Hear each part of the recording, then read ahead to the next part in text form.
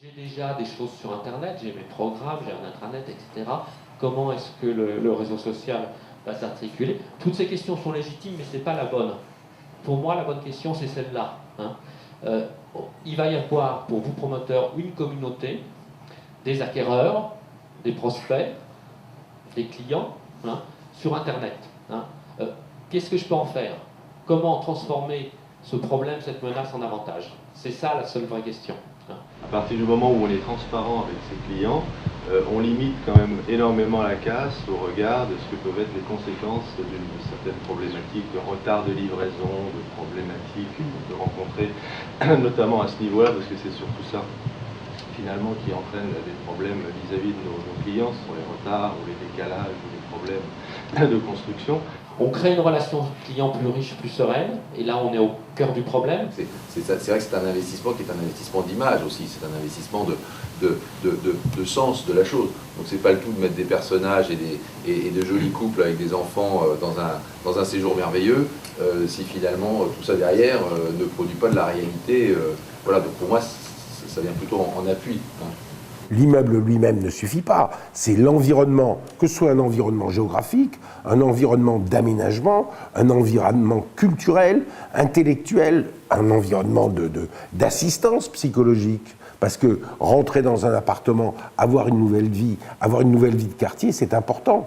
Donc, c'est pas toujours facile de faire comprendre, notamment aux techniciens, qu'il n'y a pas que la technique. Hein. La technique sans l'âme, sans l'esprit, science sans conscience n'est que ruine de l'âme. C'est vrai que la démarche qui est de remettre de l'homme dans la réflexion, de sortir du simple label « j'ai tout fait bien comme il faut », nous a semblé un peu réducteur. Et donc il était important qu'on ait cette démarche de recréer du lien social avec les gens. Il faudra aboutir un jour à ce qu'on construise ensemble. Aujourd'hui, on est trop dans le Fordisme. Hein, et le lieu de débat, que pourrait être le site, est excellent. Il faut que ce soit un adjuvant à la vie quotidienne. En tout cas très intéressante pour moi, petite société de promotion qui recherche effectivement tous les moyens de pouvoir communiquer avec mes clients. On a invité tous les clients d'un programme à venir nous rencontrer lors d'une réunion où on a exposé ce qu'était marésidence.fr. Ils sont venus, ils ont posé des questions, ils sont venus en famille, c'était assez sympa.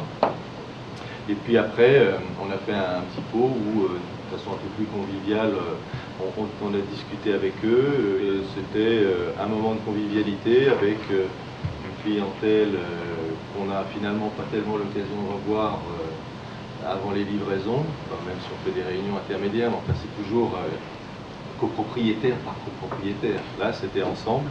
Et avant la réunion de copropriété, je trouve que c'était une bonne répétition et ça a été très positif.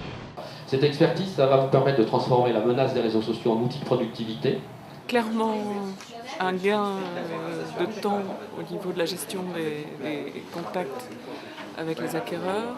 Ce qui est certain, c'est que moi, j'ai trouvé la démarche positive. Elle est une certaine forme d'anticipation sur des futurs blogs individuels, parce que déjà, le lien étant créé, ça évite les dérapages. On ne peut pas empêcher les gens de parler entre eux.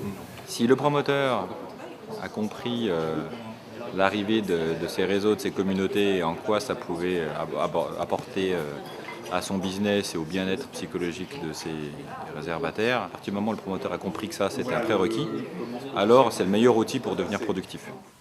Le lien social, ma résidence, c'est essentiel et vital pour l'immobilier. Si on peut bénéficier de plateformes, d'échanges et donc qui favorisent la transparence, il me semble que ça ne peut être que bénéfique.